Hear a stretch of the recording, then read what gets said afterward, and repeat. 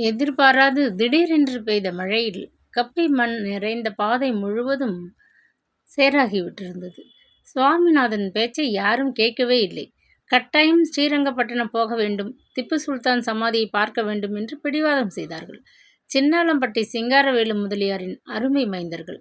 காரின் பின்பக்கத்து ஆசனத்தின் பெரும் பகுதியை பூதம் போன்ற தனது உடலை சாய்த்து வியாபித்து கொண்டிருந்த முதலியார் மனைவி, பசங்க ஆசைப்படுறாங்க, அப்பால இங்கே யார் அடிக்கடி வரப்போகிறாங்க? இந்த வாட்டி இவர் எங்களை மைசூர் பக்கம் அழைத்து வந்ததே பெரிய காரியம். மறுபடியும் இங்கே வருகிறது அடுத்த ஜென்மத்தில்தான் என்று கூறினாள். பேச்சினிடையே அவளது வாய் வெற்றிலையை குதப்பி கொண்டிருந்தது. அடுத்த ஜென்மம் ஒருபுறம் இருக்கட்டும், போன பிறவியில் இந்த அம்மாள் கட்டாயம் ஒரு ஆடாகத்தான் பிறந்திருப்பார்கள். அதனால்தான் நாள் முழுவதும் கவுளி கவுளியாக இப்படி வெற்றிலையை தின்று ஒழிக்கிறார்கள். முந்தைய பிறவி குணம் இன்னும் விட்டப்பாடில்லை என்று தனக்குள் எண்ணியபடி சுவாமிநாதன் அம்மாள் உத்தரவுப்படியே சொன்ன இடத்திற்கெல்லாம் காரை செலுத்தி கொண்டு சென்றான். முதலியார் தமது கிருதா மீசை மீது கையை வைத்து தடவி கொண்டே மனைவியை விரைத்து பார்த்தார். வட்டிக்கடை வியாபாரத்தில் பணத்தை அவர் வாரி குவித்து விட்டிருந்தது உண்மைதான். ஆனால் அதை மனைவியும் மக்களும் விரும்புகிற விதத்தில் ஒரே நாளில் வாரி இறைத்து ஒழித்து கட்டிவிட அவர் ஆசைப்படவில்லை. பணத்தை பைசாவாக பொறுக்கி சேர்க்கிறவனுக்குத்தான் அதன் அருமை தெரியும். எருமை தயிரை போட்டு உண்டுவிட்டு கொழுகொழுவென்று காளைகள் போல் வளர்ந்து விட்டிருந்த தன் இரு செல்வ மைந்தர்கள் கேட்டதையெல்லாம் உடனே செய்து முடிக்க வேண்டும் என்று பிடிவாதம் செய்தாள். அதன் விளைவாக பணம் பெட்ரோலுக்கும் ஹோட்டல்களுக்கும் தண்ணீராக செலவாகி கொண்டு கரைந்து கொண்டு வந்தது. எல்லாவற்றையும் விட ஆயிரக்கணக்கில் ரூபாயை அள்ளி கொட்டி அவர் மிக அருமையாக வாங்கியிருந்த புத்தம் புதிய கார் சேற்றிலும் சகதியிலும் சீரழிவதைக் கண்டு அவர் நெஞ்சம் பதைத்தது. பெண்டாட்டி பிள்ளைகள் மழையில் நனைந்து விட்டால் கூட அவர் கவலைப்பட்டிருக்க மாட்டார். அவரது ஆசைக்கு உகந்த கார் கொட்டும் மழையில் வீணாக அடிபடுவதைக் கண்டு தவியாக தவித்து போனார். திப்பு சுல்தான் சமாதி, டெல்ஹவுசிக் ஞாபகம் சின்னம், அது இது என்று நசநசுவென தூரிய மழையில் பிள்ளைகளும் மனைவியும் அலைந்து திரிந்து கொண்டிருக்கையில் முதலியார் ஒரு பெரிய புளிய மரத்தடியில் காரை நிறுத்த சொல்லிவிட்டு அதற்குள்ளே கண்களை மூடியபடி உட்கார்ந்து விட்டார். பெங்களூருக்கு போனால் எந்த ஹோட்டலில் இறங்குவது, அங்கே எத்தனை நாட்கள் தங்குவது என்ற பல முக்கிய விஷயங்கள் பற்றி அவரது மூளை சிந்தித்து கொண்டிருந்தது. மின்னல் போல் பளிச்சென்று ஒரு விஷயம் ஞாபகத்திற்கு வரவே, சுவாமிநாதா, இங்கே வா என்று உரத்த குரலில் கூப்பிட்டார். சற்று தொலைவில் மரத்தின் பக்கம் மறைவாக நின்று கொண்டு சிகரெட்டை ஊதி புகைத்து மகிழ்ந்து கொண்டிருந்த சுவாமிநாதன் மின்னலால் தாக்குண்டவன் போல் துள்ளி குதித்தான். சுவாமிநாதனுக்கு தன் முழு பெயரையும் அவர் வாய் நிறைய வைத்து அழைத்தது கேட்க சகிக்கவே இல்லை.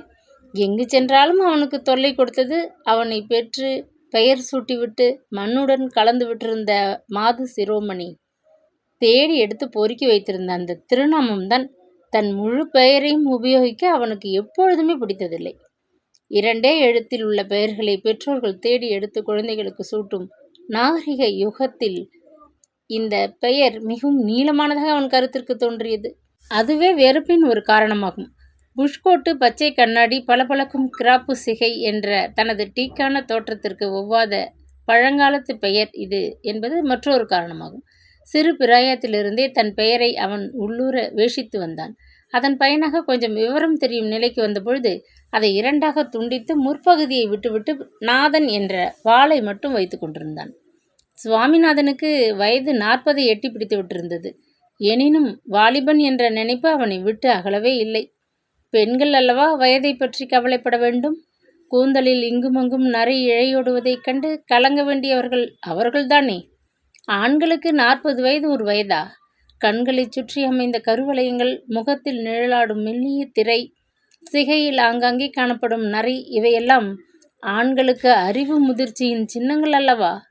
எனவே வயது ஓடிவிட்டதே என்று ஏன் கவலைப்பட வேண்டும் என்ற நினைவில் அவன் கல்யாணம் என்ற பந்தத்தில் அகப்பட்டு கொள்ளவே இல்லை. கட்டை பிரம்மச்சாரியாக நிம்மதியாக தெரிந்து கொண்டிருந்தான். அவனது 15வது வயதில் ஒரு முறை அவனது கை ரேகையை ஒரு ரேகை சாஸ்திரி பார்த்துவிட்டு, அடடா, அதிர்ஷ்டக்காரன் கையடா இது, புயல் போல உனக்கு லட்சுமி கடாட்சம் பொங்கி வீசப்போகிறது, தங்கமும் வெள்ளியும் தாராளமாக இந்த கரங்களில் புழங்கப் போகின்றன என புழுகி விட்டு போயிருந்தான். அதை தீவிரமாக நம்பிவிட்டிருந்த சாமிநாதனுக்கு பாடுபட்டு நெற்றி வியர்வை நிலத்தில் விழ உழைத்து பொருள் சேர்க்கும் எந்த வேலையும் பிடிக்கவே இல்லை. உடலை அசைக்காது சொகுசாக வாழ வேண்டும்.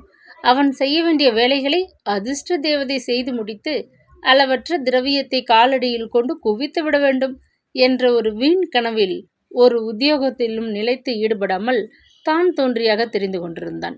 எத்தனையோ விதமான தொழில்களில் ஈடுபட்டு வெறுப்படைந்து விட்டுவிட்டு முடிவில் கார் ஓட்டும் டிரைவர் வேலையை தொடர்ந்து கொஞ்ச நாளாக செய்து கொண்டிருந்தான். காசை போட்டு வாங்குகிறவனுக்கு அந்த ஒரே ஒரு கார் மட்டுமே சொந்தம். அதை ஓட்டும் வேலையில் அமர்கிறவனுக்கு ஓட்டுகிற கார்கள் எல்லாமே சொந்தமாயிற்றே. விதவிதமான வாகனங்களை பைசா போட்டு வாங்காமல் ஆசை தீர வாயு வேகத்தில் ஓட்டி மகிழலாம் அல்லவா? எனவே இந்த ஒரு வேலையில் கொஞ்சம் காலம் தொடர்ந்து ஈடுபட்டிருந்தான்.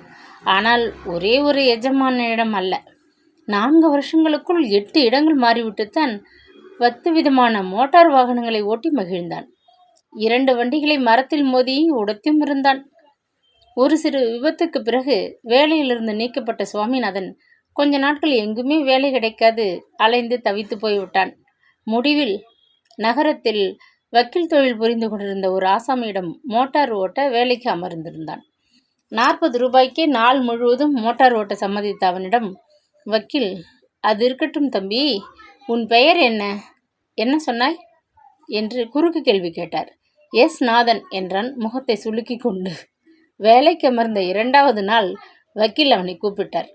உன் பெயரை சொல்லி கூப்பிட வீட்டு பெண்களும் சங்கடப்படுகிறார்கள். அதனால் உன்னை நாங்கள் சுவாமி என்று அழைக்க தீர்மானித்து விட்டோம் என்றார். எப்படியோ ஒழியுங்கள் என்று மனதிற்குள் எண்ணி பல்லை கடித்தான் சுவாமிநாதன். அவனுக்கு அந்த சமயம் பொருளாதார நெருக்கடி மிகவும் அதிகமாக இருந்ததால் வேலை மிகவும் அவசியமானதாக இருந்தது. ஆனால் சில நாட்களில் அந்த வீட்டு டிரைவர் உத்தியோகமும் அவனுக்கு புளித்து விட்டது. வக்கீலின் பேத்திகள் 2ம் பொல்லாத சுட்டி குட்டிகள். அவனை காணும் போதெல்லாம், ஓ ஐயா சாமி, ஓ ஹலோ சாமி, நரிக்கொம்பு வாங்கலையா என்று பாடி அமர்க்களம் செய்தார்கள். அவர்கள் அப்பொழுதுதான் நடனம் கற்றுக்கொள்ள ஆரம்பித்திருந்தார்கள். இதை கேட்டு கண்டிக்காமல் வீட்டில் இருந்த பெரியவர்கள் கூட சேர்ந்து கைகொட்டி சிரித்ததை அவனால் சகிக்கவே முடியவில்லை. ச்சே, இதென்ன வேலை என தலைமுழுக்கு போட்டுவிட்டு புறப்பட்டு விட்டான். சின்னாளம்பட்டி சிங்காரவேலு முதலியார் அவனை தன் கார் டிரைவராக அமர்த்தி கொண்ட பொழுது ஆரம்பத்திலேயே கண்டிப்பாக சொல்லிவிட்டார். இந்தாப்பா, ஏன் உனக்கு இந்த புத்தி? நல்ல அழகான பெயரை துண்டாக்கி ஏன் நாசப்படுத்துகிறாய்? வாய் நிறைய சுவாமிநாதா என்று கடவுளின் திருநாமத்தை பல முறை உச்சரித்தால் மரண பயம் கிடையாது. எடுத்த காரியத்திலெல்லாம் வெற்றி ஏற்படும், சகல சௌபாகியங்களும் கிட்டும் என்று பெரியவர்கள் சொல்வார்கள். அதனால் நான் உன்னை சுவாமிநாதா என்றுதான் கூப்பிடப் போகிறேன் என்று சொல்லிவிட்டார். ஆத்திரத்துடன் பற்களை கடிப்பதை தவிர அவனால் மறுத்து பேச முடியவில்லை. வேலை மிகவும் வேண்டியதாக இருந்ததனால் விரக்தியுடன் ஏற்றுக்கொண்டு விட்டான். ஆனால் முதலியார் அவனது முழு பெயரையும் வாய் நிறைய வைத்து ராகமிட்டு நீட்டி அழைத்த போதெல்லாம் ஐயோ அப்பா என்று அலறிவிடலாம் போல அவன் மேனியெல்லாம் செலிர்த்து பதறியது. கேட்க அது அத்தனை அருவருப்பாக தான் இருந்தது அவனுக்கு. சுவாமிநாதா, எங்கேயப்பா போயிட்ட என்று முதலியார் மறுபடியும் காரில் இருந்தபடியே கூவினார். பிடித்து கொண்டிருந்த சிகரெட்டை தூர எறிந்துவிட்டு கோபத்துடன் கைகளை உதறிக்கொண்டு இதோ வருகிறேன் என முணுமுணுத்தபடி டிரைவர் சுவாமிநாதன் அருகில் வந்தான். பெங்களூருக்கு திரும்பும் பொழுது நேரே மல்லேஸ்வரம் போகிற பாதையில் இருக்கிற பகவதி விலாஸ் ஹோட்டலுக்கு போய் வண்டியை நிறுத்து. முன்பு ஒரு முறை நாம் இருவரும் அதே இடத்தில் தங்கியிருக்கிறோம், தெரியுமல்லவா என்றார் தாழ்ந்த குரலில், ரகசியம் பேசும் தோரணையில். அது ஹோட்டலா? மாட்டுக்கொட்டில் என்று சற்றென்று எரிச்சலாக பதிலளிக்க வேண்டுமென்று அவன் வாய் துடித்த போதிலும் சுவாமிநாதன் மென்று விழுங்கிவிட்டு, குழந்தைகளும் அம்மாவும் பெங்களூரில் உள்ள அந்த புது ஹோட்டலில் கோஹினூர் லாட்ஜில் தங்க வேண்டும் என்று பேசிக்கொண்டார்கள் என்றான். அவர்களுக்கென்ன, செலவழிக்கிறவன் நான். மைசூர் பட்டு, பெங்களூர் பட்டு புடவை, அது இதுன்னு அம்மா பாட்டுக்கு சேலைகளை வாங்கி குவிக்கிறார்கள். சந்தனப்பெட்டி, ஊதுபத்தி, அத்தர் என்று பிள்ளைகள் ஒருபுறம் கண்டதை வாங்கி காசை கரியாக்குகிறார்கள். இதுவரை பணம் 2000 தீர்ந்து விட்டது. இனிமேல் செலவழிக்க எனக்கு கட்டுப்படியாகாது. கோஹினூர் போன்ற பெரிய ஹோட்டல்களில் போய் தங்கினால் பிடிக்கு பிடி நமச்சிவாயம் என்கிற கதையாக பணத்தை பிடுங்கி தின்று விடுவார்கள். பகவதி விலாஸ் போதுமப்பா, படுக்க இடமும் வேலைக்கு நல்ல சாப்பாடும் கிடைக்கும். போதாததற்கு இன்னொரு முக்கிய விஷயம் சொல்ல மறந்துவிட்டேன். பகவதி விலாசத்திற்கு போனால் கை காசு செலவாகாது. அதன் முதலாளி சுந்தரத்திற்கும் நமக்கும் கொஞ்சம் கொடுக்கல் வாங்கல் இருக்கிறது. வட்டியை ஒழுங்காக தராவிட்டாலும் போனால் மன்னன் வயிறார சாப்பாடு போட்டு கருத்தாக கவனித்துக் கொள்வான் என்று தமது வியாபார ரகசியத்தை கொஞ்சம் 1 கோடி எடுத்து விட்டார் முதலியார். சமையல் கலையில் பிரசித்தி பெற்றவர்கள் வாழும் நாகநல்லூரில் பிறந்து வளர்ந்த சுவாமிநாதனுக்கு இதை கேட்டதும் இன்னும் கொஞ்சம் கோபம் பொத்து கொண்டு வந்தது. முதலியார் வாழ், அந்த ஹோட்டல் சாப்பாடு மகா மட்டம். 4 நாட்கள் அங்கே தங்கினால் கட்டாயம் 5வது நாள் ஆஸ்பத்திரியில் போய் விழ வேண்டும். சாதத்தில் ஒரே கல், சாம்பாரில் ஒரே மிளகாய் பொடி என்றான் வெறுப்புடன். சரிதான் அப்பா, நீயும் என் பிள்ளைகளுடன் சேர்ந்து கொண்டு பேசுவாய் போல இருக்கிறதே. இனாமாக கிடைக்கும் எந்த பொருளுக்கும் யாரும் எப்பொழுதும் மதிப்பு வைப்பதில்லை. குறுக்கே பேசாதே. நான் சொன்னபடியே வண்டியை நேரே அங்கே கொண்டு போய் சேர்த்து விடு. அம்மா உபத்திரவம் செய்தால் சீசன் சமயமாதலால் மற்ற ஹோட்டல்களில் இட நெருக்கடி என்று சொல்லிவிடு என்றார் அதட்டும் பாவனையில். 1 காசுக்கு உயிரை விடும் கருமி பயல்களுக்கெல்லாம் அதிர்ஷ்டம் குபீர் என்று அடித்து விடுகிறது. கழுதை முன்னால் கஸ்தூரியை போட்டது போல் உலோபிகள் வசம் வந்து திருமகள் சிக்கி கொண்டு விடுகிறாளே. என்ன உலகம் இது என விரக்தியாக எண்ணியபடி சிகரெட் டப்பாவை திறந்தான் சுவாமிநாதன். அவர்கள் கோஷ்டி அன்று பெங்களூர் திரும்புவதற்குள் நன்றாக இருட்டிவிட்டது. ஊர் முழுவதும் சுற்றி கால்கள் கடுக்க அலைந்திருந்த முதலியாரின் மக்களும் மனைவியும் சோறு கண்ட இடம் சுவர்க்கம் என்று எண்ணி தர்க்கம் ஏதும் செய்யாது பகவதி ஓட்டலில் வந்து இறங்கியதும் உண்டுவிட்டு உறங்கச் சென்று விட்டார்கள். கப்பி மண்பாதையை சேராக்கிவிட்டு முதலியாருக்கு ஜலதோஷத்தையும் கொடுத்துவிட்டு மழை விடுதலை பெற்று கொண்டு விட்டது. பெங்களூர் ராஜபாட்டையை அணுகியதும் சக்கரங்கள் சேற்றில் வழுக்கும் என்ற பயமின்றி சுவாமிநாதன் காற்றினும் கடுமையாக வண்டியை ஒரே மூச்சாக ஓட்டினான். சுவாமிநாதா, கூண்டோடு கைலாசத்திற்கு அனுப்பிவிடாதேப்பா, கொஞ்சம் பார்த்து ஓட்டு என்று முதலியார் பின்னால் இருந்து கூக்குரலிட்டதை கூட அவன் லட்சியம் செய்யவில்லை. ஹோட்டல் வாயில் புறமிருந்த சிறு மோட்டார் ஷெட்டில் கொண்டு வண்டியை விட்டதும் பூட்டி சாவியை முதலியார் வசம் ஒப்படைத்துவிட்டு விரைவாக சமையற்கட்டிற்கு ஓடினான். முன் ஒரு சமயம் அங்கு வந்திருந்த போது பரிமாறும் பையன் பரமசிவனை அவன் மிகவும் சிநேகம் செய்து கொண்டிருந்தான். அந்த நட்பு இப்பொழுது அவனுக்கு உபயோகப்பட்டது. சுவாமிநாதனை கண்டவுடன் அண்ணா என்று அருமையாக அழைத்து பரிவுடன் வந்து தழுவிக்கொண்ட பரமசிவன் அவனை பின்கட்டு தாழ்வாரத்தில் உட்கார வைத்து முதலியார் சாப்பிட முன் சுட சுட சாதமும் சாம்பாரும் புத்துருக்கு நெய்யும் ஸ்பெஷலாக முதலாளிக்கு வைத்திருந்தவைகளை கொண்டு வந்து பரிமாறி கவனித்து கொண்டான். விரைவாக உணவை முடித்துக்கொண்டு சுவாமிநாதன் ஹோட்டல் சிப்பந்திகள் படுக்கும் பின்கட்டு கூடத்தில் சென்று படுக்கையை விரித்து கொண்டு விட்டான். உலகில் அவன் மிக மிக விரும்பிய விஷயங்கள் 3: நல்ல சாப்பாடு, ஷோக்கான ஆடைகள், சுகமான தூக்கம். எனவே முதலியார் வந்து தொணத்தொணக்கும் முன் அவன் நித்ராதேவி வசப்பட்டு நிம்மதியாக குரட்டை விட்டு கொண்டிருந்தான். விடிந்ததும் விடியாததுமாக மறுநாள் காலையில் முதலியார் சுவாமிநாதா, சுவாமிநாதா என்று சுருதியில் சப்த ஸ்வரங்களை எழுப்பிய 8 குரலில் அழைத்த வண்ணம் தோட்டத்திற்கு வந்தார். பல் துளக்க கையில் பிரஷும் பேஸ்டுமாக குழாய் அருகில் நின்று கொண்டிருந்தான் சுவாமிநாதன். எஜமான் என்ன சொல்லப் போகிறார் என்பதை முன்கூட்டியே ஊகித்து கொண்டு விட்ட அவனுக்கு கோபம் பற்றி கொண்டு வந்தது. காது கேட்காதது போல் பிரஷை பற்கள் மீது அழுத்தமாக தேய்த்து கொண்டு தோட்டத்து சுவரை பார்த்த வண்ணம் அசட்டையாக இருந்தான். உன்னைத்தான் அப்பா சுவாமிநாதா என்று இறைந்து கூப்பாடு போட்டார் முதலியார். ஈயத்தை காய்ச்சி காதில் ஊற்றிவிட்டது போல் பதட்டமாக முகத்தை சினுக்கி கொண்டு இதோ வருகிறேன் என்று குழறினான் வாய் நிறைய பேஸ்ட் நுரையுடன். இதோ சாவி எடுத்துக்கொள். காரை நன்றாக துடைத்து சுத்தம் செய்து ஷெட்டில் வைத்து பூட்டி மறுபடி சாவியை மாடியில் என் அறையில் கொண்டு வந்து வைத்துவிடு. அம்மாவும் இந்த பசங்களும் ஊரை சுற்றி பார்க்க பஸ்ஸில் போகிறார்களாம். எனக்கு நேற்று பெய்த மழை ஒத்துக்கொள்ளவில்லை. நெஞ்சு பாறாங்கல்லாக கட்டி கொண்டிருக்கிறது.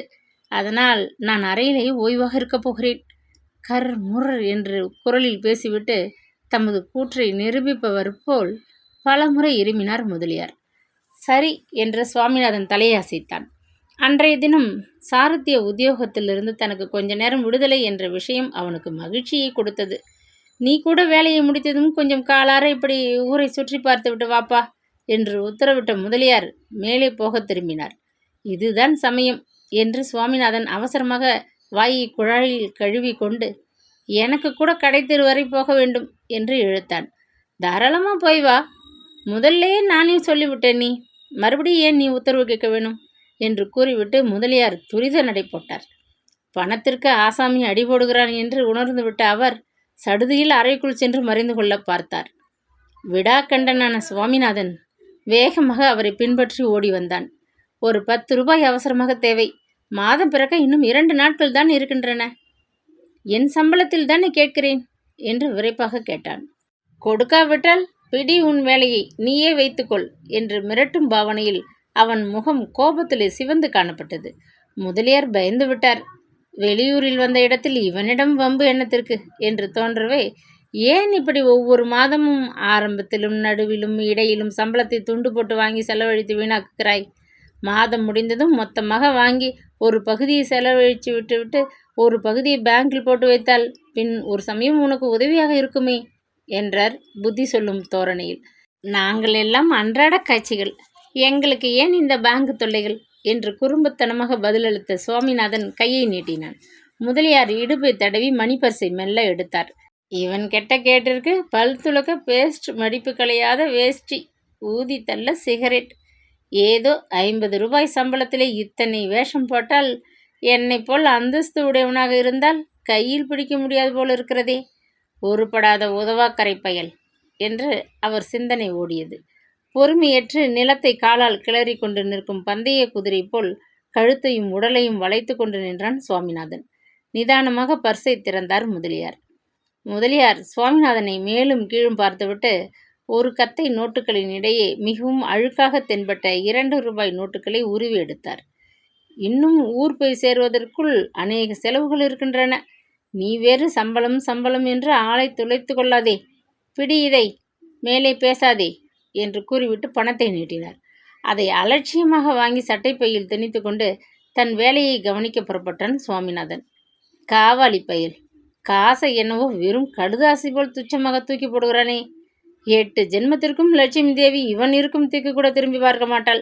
வர வர ஆசாமி ரொம்ப துள்ளுகிறான். இருக்கட்டும் இருக்கட்டும் என்று கருவி கொண்டு கோபத்துடன் எஜமான் உள்ளே சென்று விட்டார்.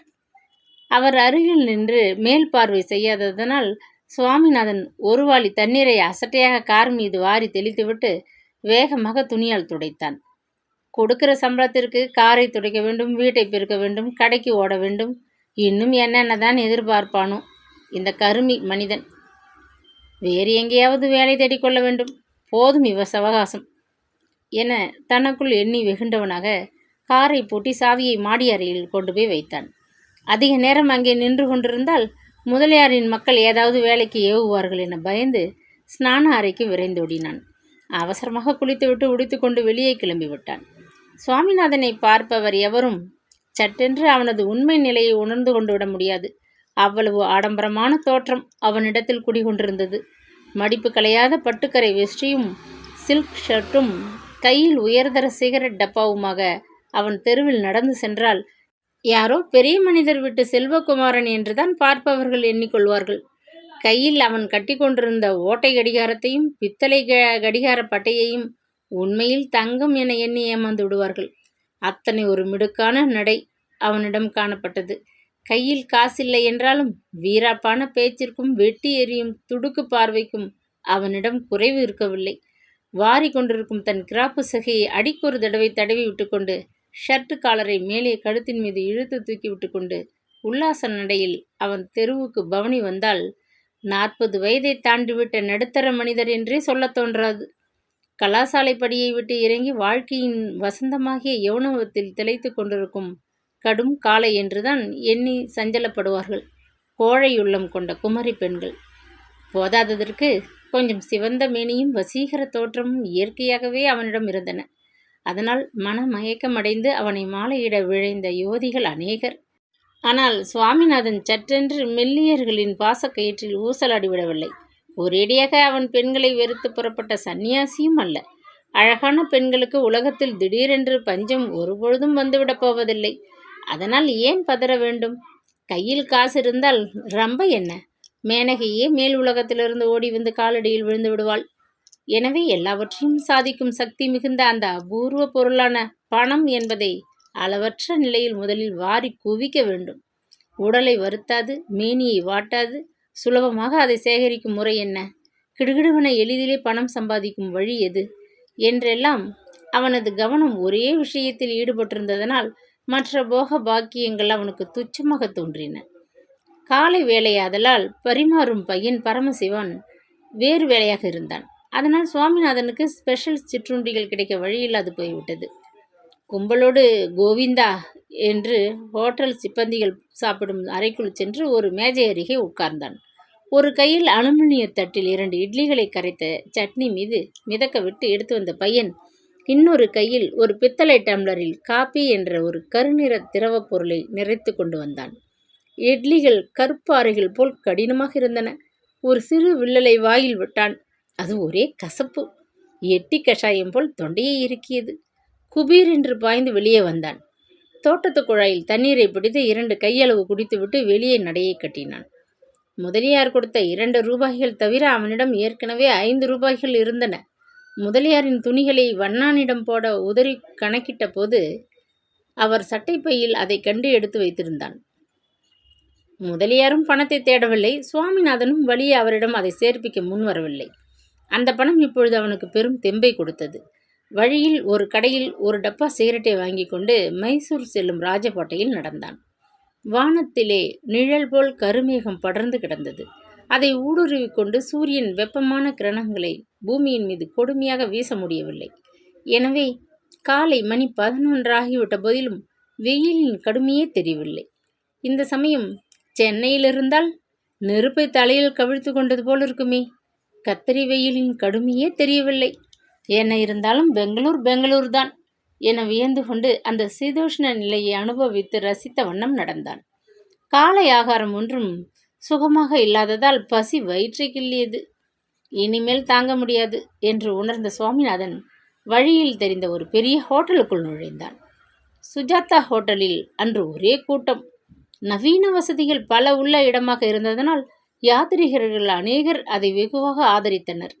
சிற்றுண்டிகள் சுத்தமான நெய்யில் சுவையுடன் தயாரிக்கப்படுகின்றன என்ற ஒரு காரணத்தினால் உள்ளூர்வாசிகள் அங்கு வந்து குவிந்தனர். புதிதாக திறக்கப்பட்ட ஹோட்டலின் சாப்பாடு, கவனிப்பு எல்லாம் எப்படி இருக்கின்றன பார்க்கலாம் என்று பரீட்சிக்க வந்தவர்களின் எண்ணிக்கை ஒருபுறம். எனவே சாப்பிடும் இடத்தில் ஒரு ஆசனம் கூட காலியாக இருக்கவில்லை. கோரமாக வயிற்றை எரித்த பசியை பொறுத்து கொண்டு கால் கடுக்க சற்று நேரம் இடத்திற்காக நின்று தவம் செய்து பார்த்தான் சுவாமிநாதன். எதிர்ப்புற ஜன்னல் ஓரம் கிடந்த மேஜை அருகே உட்கார்ந்திருந்த ஒரு கிழவர் 1/2 மணிக்கு மேலாகியும் எழுந்திருப்பவராக புலப்படவில்லை. தள்ளாத வயதில் 2 ரவுண்டுகள் இட்லி, 1 ரவுண்டு போண்டா என்று சிற்றுண்டி வகைகளை வாங்கி அவர் தின்ற வண்ணம் இருந்தார். அவர் சுலபத்தில் அசைய மாட்டார் என உணர்ந்து கொண்ட சுவாமிநாதன் வெளி வராந்தாவுக்கு சென்று அங்கு கிடந்த ஒரு நாற்காலியை தூக்கி கொண்டு வந்தான். சாப்பாட்டு அறையின் கோடியில் ஒரு தனி மேஜையின் எதிரே ஒரு வாலிபன் மட்டும் உட்கார்ந்திருப்பதைக் கண்டு நாற்காலியுடன் அங்கே விரைந்தான். மன்னிக்க வேண்டும், நான் இங்கே உட்கார்வது பற்றி உங்களுக்கு ஆட்சேபனை ஏதும் இல்லையே என்று வினவிவிட்டு பதிலுக்கு காத்திராமல் ஆசனத்தில் உட்கார்ந்து கொண்டான்.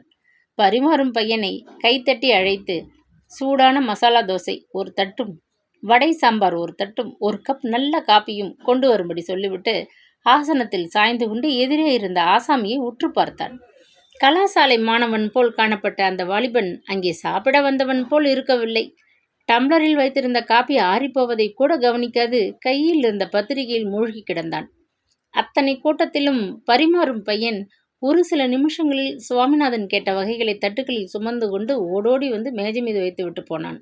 முதலில் அவைகளை ஒரு கை பார்ப்பதில் முனைந்தான். பிறகு காப்பியையும் ஒரே மூச்சில் குடித்துவிட்டு சிகரெட்டை உருவி கையில் எடுத்து பற்ற வைத்து கொண்டு தன்னை சுற்றிலும் உள்ளவர்களை கவனிக்கத் தொடங்கினான். பருந்து போல் வட்டமிட்டு சுழன்ற சுவாமிநாதனின் கண்கள் அறையின் வாயிற்படை அருகே வந்ததும் அப்படியே நிலைத்து போயின.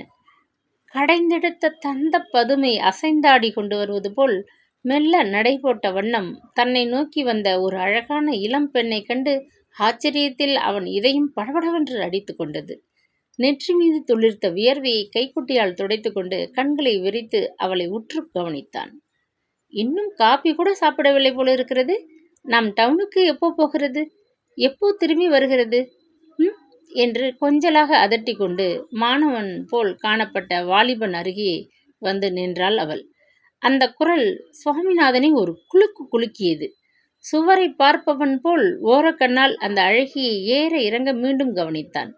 20 அல்லது 30 என்று வயதை குறிப்பிட முடியாதபடி இளமை பொங்கி ஒழிந்த அந்த எழில் அரசி கருகருவென செழுமையாக வளர்ந்த தன் கூந்தலை கழுத்தின் மீது புரளும்படி மடித்து கட்டி கொண்டிருந்தாள்.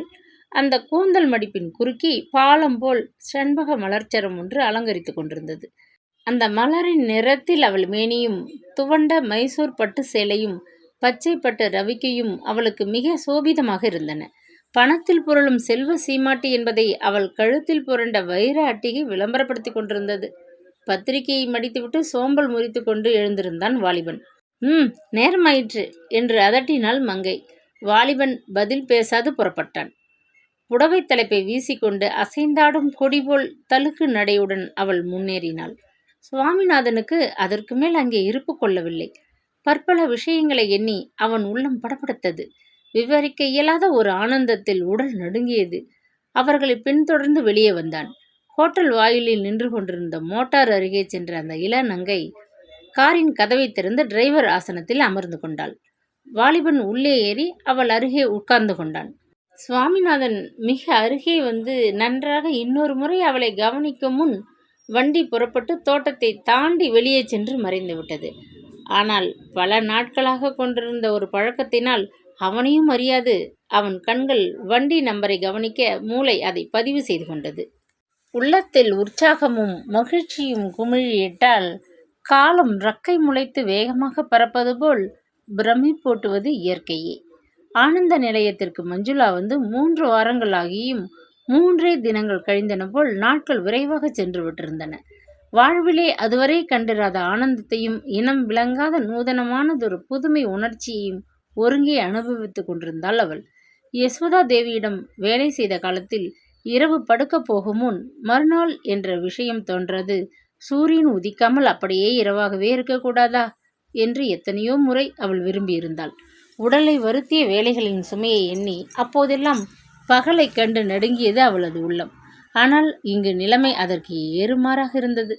சூரியன் அஸ்தமிக்காது பகல் பொழுது இன்னும் நீண்டு கொண்டு போகாதா என்றவரை எண்ணும்படி இருந்தது அவள் புதிதாக ஏற்றுக்கொண்டிருந்த உத்தியோக நிலை. சந்திரா அவளிடம் மிக்க பரிவும் அன்பும் காட்டினாள். வேலையாட்கள் அவளிடம் மிக்க மரியாதையுடன் நடந்து கொண்டனர். இதன் பயனாக மஞ்சுளாவிற்குத்தான் அந்த வீட்டில் பணத்திற்காக வேலை செய்யும் ஒரு தாதிப்பெண் என்ற நினைவு மறந்து போய்விட்டது. வெகு நாட்கள் பழகிய அன்பான சிநேகிதி போல் மிக்க சகஜமாக சந்திராவுடன் பழகினாள். வேலை ஆரம்பிக்க தொடங்கிய முதல் நாள் காலை சந்திரா அவளை அழைத்து தன் படுக்கை தலையணை அடியிலிருந்து ஒரு சிறு காகித உரையை அவளிடம் நீட்டினாள். நான் சொல்வதை நிதானமாக கேள். எனக்கு பணிப்பெண்ணாக சிசரடிகள் புரிந்து கொண்டு பேச்சு துணையாக நீ அருகில் சதா இருக்க வேண்டுமெதலால் உனக்கு சுத்தமான உடைகள் அவசியம். சம்பளத்தை தவிர என்னை இதுவரை கவனித்த பணிப்பெண்களுக்கு நாங்கள்தான் உடைகள் வாங்கி கொடுப்பது வழக்கம். அதனால் அவைகளை வாங்க வேண்டிய பணத்தை இதில் வைத்திருக்கிறேன். நீ இன்றே கடைக்கு சென்று தேவையானவற்றை உடனே வாங்கி கொள்ள வேண்டும். ஆனால் ஒரு விஷயம், நீ மற்ற பெண் நர்ஸுகளைப் போல் வெள்ளை புடவை அணிந்து கொண்டிருக்க வேண்டியதில்லை. வெள்ளை உடையில் பணிப்பெண்களை சதா பார்த்து பார்த்து எனக்கு அலுத்து விட்டது. அதனால் என் கண்களுக்கு ரம்மியமாக உனக்கு பிடித்தமான வர்ண புடவைகளை அணிந்து கொண்டு பார்வைக்கும் மனதிற்கும் உற்ற ஒரு தோழியாக நீரு. அது போதும். டிரைவர் சிந்தா உன்னை கடைக்கு அழைத்து செல்வார். காலையில் இதுதான் உன்னுடைய முதல் வேலை. சீக்கிரம் புறப்பட்டு சென்று வா என்றாள். நன்றி பெருக்கில் சட்டென்று பதில் சொல்ல முடியாது மஞ்சுளாவின் தொண்டை அடைத்து கொண்டு விட்டது. மிகவும் சிரமப்பட்டு மெத்த வந்தனம் என்று தடுமாறினாள். அவள் வெளியே போக திரும்பிய போது சந்திரா கைத்தட்டி அவளை தன் அருகில் மீண்டும் அழைத்தாள். இன்னொன்று சொல்ல மறந்துவிட்டேன். உனக்கு மாதம் 100 ரூபாய் சம்பளம் கொடுப்பதாக தீர்மானித்திருக்கிறோம். ஆட்சேபனை இல்லையே என்று கேட்டாள். உண்மையில் மஞ்சுளா அவ்வளவு பெரிய தொகையை எதிர்பார்க்கவே இல்லை. எனவே அதை கேட்டதும் பூரித்து போய்விட்டாள். மிக்க சந்தோஷம், ஆட்சேபனை ஏதும் இல்லை என்று மெல்லிய குரலில் மொழிந்துவிட்டு தன் அழகிய முத்துப்பற்கள் தெரிய லேசாக புன்முறுவல் அளித்தாள். அப்படியானால் சீக்கிரம் கடைத்தெருவுக்கு போய்விட்டு வா. இன்னொரு சிறு விஷயம். கால்களை ஒடித்து நொண்டியாக்கிய பகவான் என்னை நாற்காலியோடு கட்டி போட்டு வைத்து விட்ட போதிலும் எங்கேயாவது ஊரில் நடன கச்சேரி என்றால் போய் பார்க்காவிட்டால் எனக்கு தூக்கம் வராது. வீட்டிலேயே அடைபட்டு கிடக்கக்கூடாது என்று அண்ணாவும் அப்பாவும் அடிக்கடி என்னை வெளியே அழைத்து செல்வதுண்டு. அது மாதிரி சமயங்களில் நீயும் எனக்கு துணையாக கூட வெளியே வர வேண்டியிருக்கும். ஆதலால் விசேஷகால உபயோகத்திற்காக ஒரு சில நல்ல புடவைகளும் வாங்கிக்கொள், தெரிந்ததா என்றாள். புரிந்த பாவனையில் தலையை ஆட்டிவிட்டு புறப்பட்டாள் மஞ்சுளா. வண்டி பங்களாவை விட்டு வெளியேறும் வரை எஜமானி அளித்த அந்த காகித உரையை பிரித்து பார்க்க அவளுக்கு துணிவு இருக்கவில்லை. வண்டி கடைத்தெருவுக்குள் நுழைவதை உணர்ந்ததும் ஆவலை அடக்க மாட்டாது மெல்ல உரையை பிரித்தாள். உள்ளிருந்த நோட்டுகளை எண்ணிய போது அவள் மிகவும் திடுக்கிட்டு போய்விட்டாள். அவள் ஆயுளில் அத்தனை பணத்தையும் ஒருங்கே ஒரு முறை கூட இதுவரை கையால் தொட்டு பார்த்தவள் அல்ல. எனவே திகைப்பும் ஆனந்தமும் தாழ முடியாது மீண்டும் மீண்டும் எண்ணி பார்த்தாள். சந்தேகத்தை நிவர்த்தி செய்து கொள்ள காகித உரையில் 300 ரூபாய்கள் இருந்தன. மிதமிஞ்சிய சந்தோஷத்தில் அவளுக்கு அழுகை கூட வந்துவிட்டது. இப்பொழுது தாத்தா உயிருடன் இருந்தால் இந்த சம்பளத்தை வைத்துக்கொண்டு அவரை எவ்வளவு சௌக்கியமாக வைத்திருக்கலாம். கடைசி காலத்திலாவது அவரை கொஞ்ச நாட்கள் சுகமாக வைத்திருந்தோம் என்ற திருப்தியாவது ஏற்பட்டிருக்குமே. இன்னும் 1 வருஷங்களாவது அவர் உயிருடன் இருந்திருக்க கூடாதா என்று எண்ணி மனம் உருகினாள். அதே சமயம் அவள் சிந்தனையில் ஒரு சிறு சந்தேகமும் கொடி போல் படர்ந்தோடியது. தாத்தா உயிருடன் இருந்தால் இப்படி அவள் தெரு தெருவாக அலைந்து பிறர் வீட்டில் வேலைக்காரியாக அமர்வதை பார்த்து கொண்டிருப்பாரா அல்லது அனுமதிப்பாரா? பட்டினி கிடந்து 2 பேரும் செத்து போனாலும் சரி, படித்த பெண் நீ, பிறர் வீட்டில் புடவை துவைத்து போடவாவது என்று கூச்சல் போட்டு தடுத்திருப்பார். அவரை குற்றம் சொல்ல முடியாது. அவர் பழங்காலத்து மனிதர். பிறரை மோசம் செய்யாது மானத்தோடு வேலைக்காரியாக உழைத்து வாழ்வதில் ஏற்றத்தாழ்வு ஏதும் இல்லை என்ற புதுமை கருத்து அவரது புத்திக்கு அப்பாற்பட்டது என்று பலவும் தனக்குள்ளே எண்ணி மனம் குழைந்து போனாள். கிழவர் சிந்தாமணிக்கு கடைத்தெருவில் எந்தெந்த ஜாமான்கள் எந்தெந்த கடைகளில் கிடைக்கும் என்பது மனப்பாடமாதலால் அவள் கேட்கும் முன்பே காரை ஒரு பெரிய ஜவுளி கடை முன்பு கொண்டு வந்து நிறுத்தினார். அவ்வளவு பணத்தையும் ஒரே நாளில் செலவழிக்க மஞ்சுளாவுக்கு மனம் வரவில்லை. எனினும் எஜமானியின் உத்தரவை மீற முடியாது. தனக்கு வேண்டிய ஆடைகளை வாங்கி கொண்டாள். வீட்டிற்கு வந்ததும் முதலில் அவற்றை சந்திராவிடம் காட்டி பாராட்டுதல் பெற்றுக்கொண்டு சந்தோஷத்துடன் தன்னுடைய அறையில் இருந்த பீரோவில் அடுக்கி வைத்தாள். விசேஷ தினங்களுக்கென்று அரக்கு பச்சை என்ற 2 நிறங்களில் கொள்ளைக்காலம் பட்டுப்புடவைகள் 2ம் வாடாமல்லி வர்ணத்தில் காஷ்மீர் பட்டு சேலையொன்றும் வாங்கி வந்திருந்தாள். அவைகளை தன் மீது வைத்து கண்ணாடி முன் நின்று பன்முறை அழகு பார்த்து மகிழ்ந்து போனாள். அவளால் நம்பவே முடியவில்லை.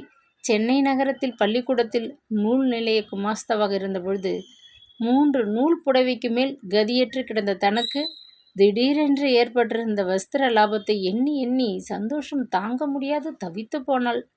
அவளுக்கு ஏற்பட்ட பரவசத்தில் அன்று அவளால் சாப்பிடக்கூட முடியவில்லை, தூங்கவும் முடியவில்லை. இதைவிட சந்திரா அவளிடம் நடந்து கொண்ட முறை மஞ்சுளாவை ஆனந்த சாகரத்தில் ஆழ்த்தி விட்டிருந்தது. தேவி பவனத்தில் இருந்த சமயம் ஒவ்வொரு நிமிஷமும் யசோதாவும் கைலாசமும் அவள் ஒரு வேலைக்காரி என்ற நினைவை அறிந்தோ அறியாமலோ உணர்த்தி கொண்டே இருந்தார்கள். ஆனால் இங்கே சந்திராவும் மற்றவர்களும் அவளை குடும்பத்தில் ஒருத்தியாக பாவித்து ஆதரவு காட்டினார்கள்.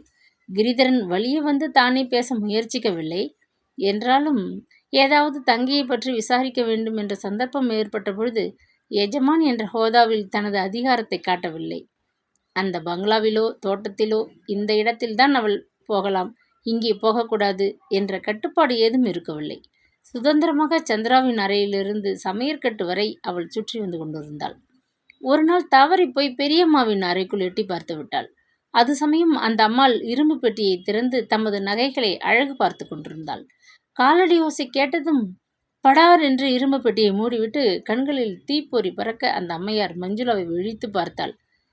ஏழை பெண், பணத்தையும் நகைகளையும் கண்களால் கூட பார்த்தறியாத அனாதை.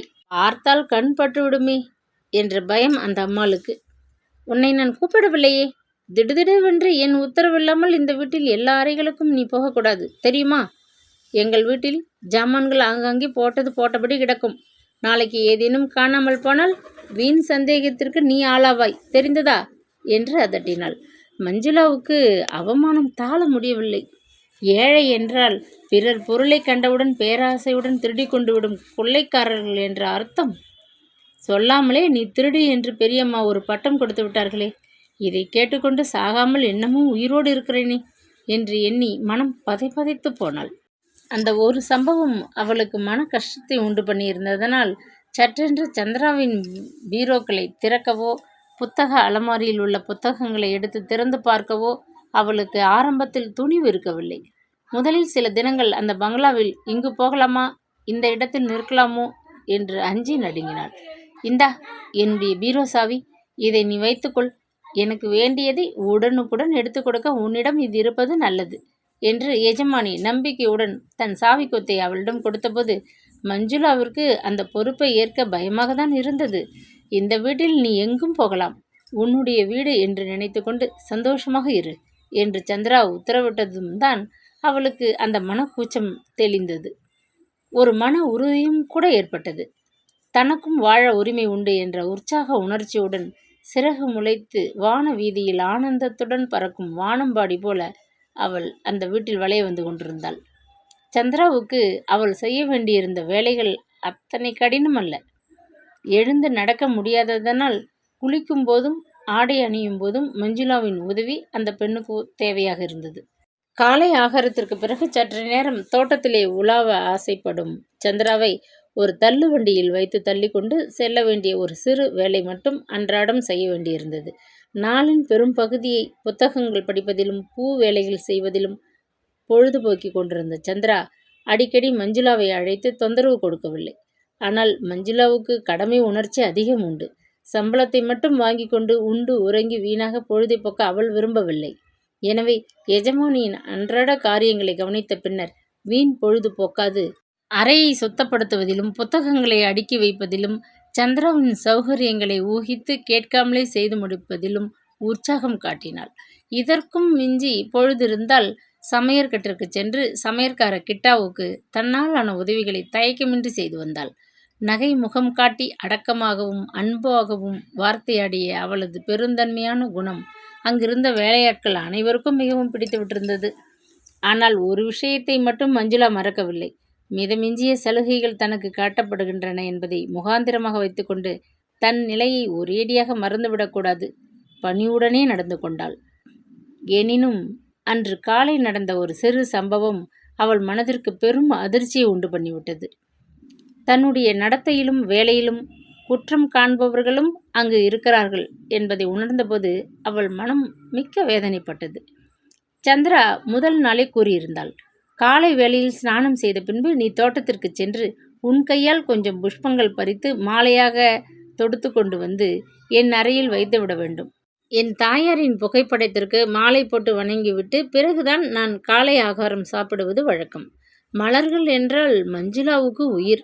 அவற்றை பறித்து விதவிதமாக கட்டி மகிழ்வதை ஒரு இன்பமான பொழுதுபோக்காக கருதினாள். என்னதான் ஏழையாக இருந்த போதிலும் பேத்தியின் இந்த சிறு ஆசைக்கு தாத்தா ரகுபதி ஒரு நாளும் குறை வைக்கவில்லை. முல்லை மல்லி என்று பூக்காரி கூவி கொண்டு போவது காதில் பட்டுவிட்டால் போதும், கிழவர் தமது அலுப்பை கூட பாராது எழுந்தோடி சென்று அவளை அழைத்து பேரம் செய்து ஒரு ஆழாக்கு பூ வாங்கி வாழை இலையில் சுருட்டி பத்திரமாக வைத்து விடுவார். எவ்வளவு களைப்புடன் வந்தாலும் சரி, எவ்வளவு நேரமாகிவிட்ட போதிலும் சரி, பேத்தியும் சலிக்காது அந்த புஷ்பங்களை தொடுத்து கூந்தலில் சூட்டிக்கொண்டு பிறகுதான் தூங்கச் செல்வாள். பூக்கள் மீது அத்தனை மையம் அந்த தையலுக்கு. எனவே எஜமானி விடுத்த உத்தரவு மிகவும் மகிழ்ச்சி ஊட்டுவதாக இருந்ததனால் அதை அவள் சிரமேற்கொண்டதில் வியப்பில்லை. ஆனந்த நிலையத்து தோட்டத்தில் அவளுக்கு பிடித்தமான மலர் வகைகள் அனைத்தும் பூத்து குலுங்கி கொண்டிருந்தன. ஸ்ரீமதி நாராயணன் தமது ஆயுளில் ஒரு பிடி கீரை விதையை கூட அள்ளி மண் மீது விதைத்தவள் அல்ல. ஆனால் அந்த ஆடம்பரமான பங்களாவிற்கு அழகானதொரு தோட்டம் அவசியம் என்பதை மட்டும் உணர்ந்திருந்தாள். அதனால் தோட்டத்தை கவனிக்கவும் மேற்பார்வை செய்து விதவிதமான மலர் செடிகளை பயிரிடவும் தோட்டக்கலை அறிந்த ஒரு நிபுணரை அதிக சம்பளம் கொடுத்து வேலைக்கு வைத்திருந்தாள். செடி கொடிகளை தமது குழந்தைகள் போல் நேசித்த அந்த மனிதர் தமது கற்பனை முழுவதையும் செலவிட்டு ஆனந்த நிலையத்தின் தோட்டத்தை ஒரு அற்புத பூங்காவனமாக்கி விட்டிருந்தார். அதன் விளைவாக ஒவ்வொரு வருஷமும் நகரத்து முனிசிபாலிட்டி நடத்திய தோட்ட போட்டியில் ஆனந்த நிலையத்துக்குத்தான் முதல் பரிசு கிடைத்தது. ஸ்ரீமதி நாராயணன் தன் நெற்றி வியர்வை ஒரு துளியை கூட தோட்டத்திலே சிந்தாத போதிலும் பரிசாக கிடைத்த வெள்ளி கோப்பையை ஆடம்பரமாக எல்லோரும் முன்னிலும் கை நீட்டி வாங்கி கொண்டு போக தவறியதே இல்லை. அன்று காலையில் வழக்கம்போல் கொஞ்சம் புஷ்பங்களை பறித்து போக மஞ்சுளா பூக்குடலையுடன் தோட்டத்திற்குள் நுழைந்தாள். வெள்ளை, சிவப்பு, மஞ்சள் என்று பலவித வர்ணங்களில் இலை தெரியாது கொத்து கொத்தாக பூத்து நின்ற ரோஜா மலர்களை வியப்புடன் பார்த்து மயங்கியபடி நின்று விட்டாள். எதை பறிப்பதென்றே விளங்கவில்லை அவளுக்கு. இளஞ்சூரிய வெளிச்சத்தில் இரத்தன சுடர்போல் பிரகாசமாக இதழ் விரித்து தென்றலுக்கு தலையசித்து கொண்டிருந்த பட்டு ரோஜா மலர் கொத்தொன்றை மெல்ல விரல்களால் கிள்ளி எடுத்தாள். முத்துக்கள் போல் இதழ்கள் மேல் படிந்து நின்ற பனி நீர் துளிகளை உதறிவிட்டு முகத்தருகே கொண்டு போனாள். கம்மென்று வீசிய மலரின் மனம் உடல் முழுவதும் பரவி விட்டது போல் பரவசப்படுத்தியது. மல்லிகை போல் மூக்கை வந்து தூக்கும் வாசனை இல்லாவிட்டாலும் ரோஜா மலருக்குத்தான் எத்தனை கம்பீரமானதொரு மனம். நூர்ஜஹான் ராணி கெட்டிக்காரி. மல்லிகை ரோஜா மலர்கள் ஊறிய தண்ணீரில் நீந்தி நீந்தி ஸ்நானம் செய்தாளாம் என்று தனக்குள்ளே எண்ணியபடி வியப்புடன் நின்று கொண்டிருந்தாள். பின்னால் யாரோ சரசரவென்று நடந்து வரும் ஓசை கேட்கவே திடுக்கிட்டு தமது கற்பனைகளிலிருந்து விழித்து கொண்டு திரும்பி பார்த்தாள். வழுக்கை தலை மீது துண்டை போர்த்து கொண்டு அவள் இருந்த திக்கை நோக்கி டிரைவர் சிந்தாமணி வந்து கொண்டிருந்தார். அருகில் வந்ததும், என்னம்மா, எப்படி இருக்கிறீர்கள் என்று வினவியபடி தலையிலிருந்து துண்டை எடுத்தார். பக்கத்தில் இருந்த சிமெண்ட் மேடை மீது துண்டை விரித்துவிட்டு உட்கார்ந்தார். வேகமாக நடந்து வந்ததனால் அவருக்கு மூச்சு வாங்கியது. சௌக்கியமாக இருக்கிறேன், நீங்கள் எப்படி இருக்கிறீர்கள் என்று க்ஷேமம் விசாரித்துவிட்டு பூ பறிப்பதில் முனைந்தாள் மஞ்சுளா. கிழவர் யோசனையுடன் அந்த பெண்ணை ஏற இறங்க ஒரு முறை பார்த்துவிட்டு தயக்கமாக தரையை பார்த்து கொண்டு சற்று நேரம் மௌனமாக இருந்தார். அங்கு அவள் வந்த தினத்தன்று கொஞ்சம் சரளமாக பேசிய சிந்தாமணி அதற்கு பிறகு அவளிடம் அதிக பேச முன்வரவில்லை. தான் வேலை உண்டு, தான் உண்டு என்று கொஞ்சம் ஒதுங்கியேதான் இருந்து கொண்டிருந்தார். தொண்டையை கனைத்து கொண்டு அவர் சுற்றும் முற்றும் கவனிப்பதை கண்ட மஞ்சுளாவுக்கு கொஞ்சம் ஆச்சரியமாக இருந்தது. ஏதோ பெரிய விஷயம் சொல்ல மனிதர் பூர்வ பிடிகை போடுகிறார் என்கிற வரை அவளுக்கு விஷயம் விளங்கிவிட்டது. ஆனால் என்ன சொல்வதற்கு கிழவர் இப்படி பேச ஆரம்பிக்க தெரியாது திண்டாடுகிறார் என்பது மட்டும் அவளுக்கு விளங்கவில்லை. சிந்தாமணி பலமாக பன்முறை இருமிவிட்டு, அம்மா குழந்தை, உங்களை விட வயதில் பெரியவன் நான், உலக அனுபவம் அதிகம் உடையவன். எனவே உங்களுக்கு ஒரு சிறு விஷயம் சொல்ல விரும்புகிறேன் என்றார். மஞ்சுளாவுக்கு ஒன்றும் புரியவில்லை. தனது கருவிழிகளை விழிப்புடன் விரித்து அவரை கூர்ந்து நோக்கினாள் பதிலுக்கு. இந்த வீட்டில் 2 எஜமானி அம்மாக்கள் இருப்பதனால் குழப்பத்தை தவிர்க்க வேலைக்காரர்களாகிய நாங்கள் ஸ்ரீமதி நாராயணன் அவர்களை பெரியம்மா என்றும் சந்திரா அம்மாளை சின்னம்மாள் என்றும் கூப்பிடுவது வழக்கம். சின்னம்மா மிகவும் தயால குணமுடையவர்.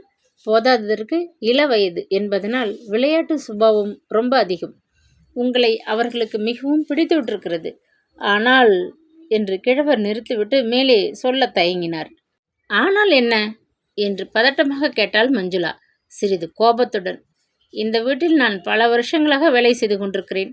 ஸ்ரீமான் நாராயணனை அடிநாளிலிருந்து எனக்கு நன்றாக தெரியும். கிரிதரனும் சந்திரா அம்மாளும் நான் எடுத்து வளர்த்த பிள்ளைகள்தான். ஆனால் என்ன இருந்தாலும் எத்தனை நெருங்கி பழக சந்தர்ப்பம் இருந்த போதிலும் நான் இந்த வீட்டில் ஒரு வேலைக்காரன்தான் என்ற நிலையை மட்டும் மறந்ததில்லை என்று கூறிவிட்டு நிறுத்தினார் சிந்தாமணி. மஞ்சுளாவின் முகத்தில் குப்பென்று ரத்தம் ஏறிக்கொண்டு விட்டது. உடல் முழுவதும் அனல் பற்றி கொண்டு விட்டது போல் அவமானத்தால் பற்றி எரிந்தது. இந்த கிழவர் என்ன சுற்றி வளைக்கிறார்? சந்திராவுடன் நான் நட்புரிமை பாராட்டி பழகுவது இவருக்கு பார்க்க பிடிக்கவில்லை போலும். நேற்று வந்தவள் நெருங்கி பழகுகிறாளே என்ற பொறாமையா என ஒரு கணத்தில் பலவும் அவள் உள்ளம் அடுக்கடுக்காக எண்ணிவிட்டது. பதில் அளிக்காது கோபத்துடன் உதட்டை கடித்து கொண்டு நின்றாள். பெரிய மனிதர்களுடன் பழகும்போது பாம்புடன் பழகுவது போல் நாம் ஜாக்கிரதையாக இருக்க வேண்டும்.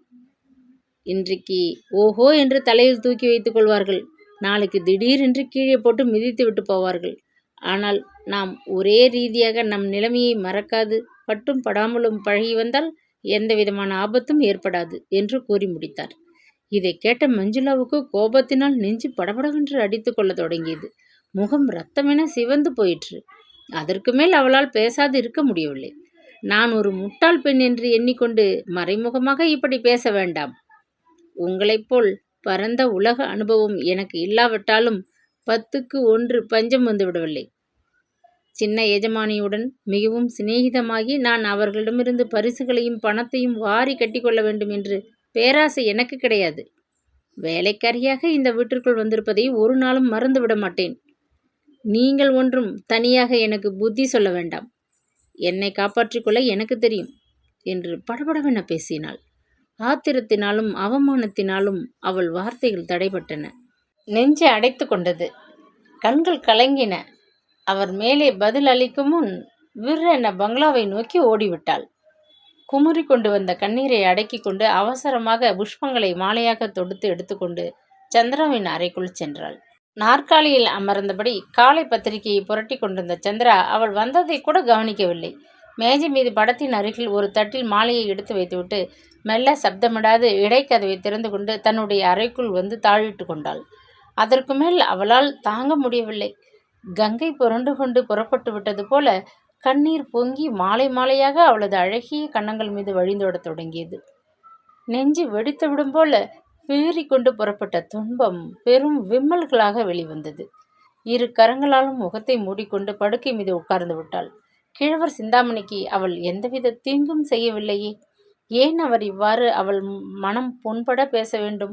எங்கு போனாலும் யாராவது ஒருவர் உருவத்தில் துன்பம் அவளை ஏன் பின்தொடர வேண்டும்? ஏன் ஏன் ஏன்? மஞ்சுளா எவ்வளவு நேரம் அழுது கொண்டிருந்தாளோ தெரியாது. கிர் என்று மின்சாரமணி காதை பிளந்து விடும்படி பலமாக ஒலித்தது. திடுக்கிட்டு எழுந்து விட்டாள். கண்ணாடி முன் ஓடி தன் அலங்கிய கூந்தலை கோதி சரிபடித்து கொண்டாள். அழுதது தெரியாதிருக்க லேசாக முக பவுடரை கொஞ்சம் பூசிக்கொண்டு புதிதாக மறுபடி சிறியதாக குங்குமம் போட்டு ஒன்றை வைத்து கொண்டாள். பரபரப்புடன் கதவை திறந்து கொண்டு எஜமானியின் அறைக்குள் ஓடி வந்தாள். சந்திராவுக்கு பிறர் விஷயங்களில் தலையிடும் பொல்லாத குணம் ஏதும் கிடையாது. மஞ்சுளாவின் வாடிய முகத்தையும் சிவந்த கண்களையும் கண்டபோது அவள் நெஞ்சு துணுக்குற்று விட்டது. ஆனால் ஏன் அழுதாய் என்று விசாரிக்க முன்வரவில்லை. பிறரிடம் சொல்லிக்கொள்ள முடியாத எத்தனையோ துன்பங்கள் பெண்களின் பிறப்புரிமையாக யுகம் யுகமாக இருந்து வருகின்றன. பெண் ஜென்மம் அவைகளை அழுது அழுதுதானே ஆற்றிக்கொள்ள வேண்டும். வற்றாத அன்பும் கருத்தும் வாஞ்சையும் காட்ட அன்பு மிக்க அண்ணனும் தந்தையும் இருக்கும்போது செல்வத்தின் சுகத்தின் நடுவே உட்கார்ந்து கண்ணீர் வடிக்க அவளுக்கே பல காரணங்கள் இருந்தன. அப்படி இருக்கையில் ஏழை பெண் மஞ்சுளா, யாருமற்ற அனாதை.